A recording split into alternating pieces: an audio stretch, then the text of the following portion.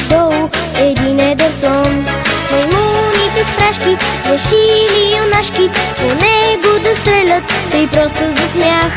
Но даже със сили не го изсмутили, той само безстрастно погледнал към тях.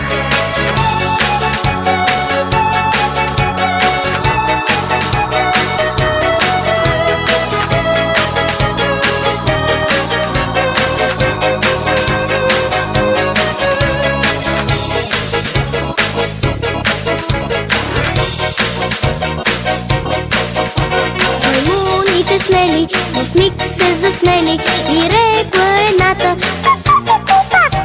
поиска ли може добре да наложи той всички ни само с единия крак. И даже с работа да грабне дървото, където седиме и вие и аз.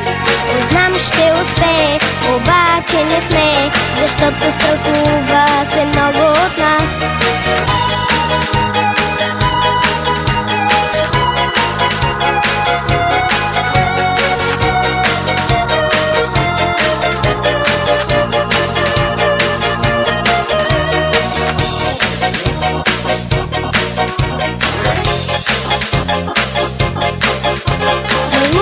Куршуми и глупави думи след миг отлетели към бедния сон.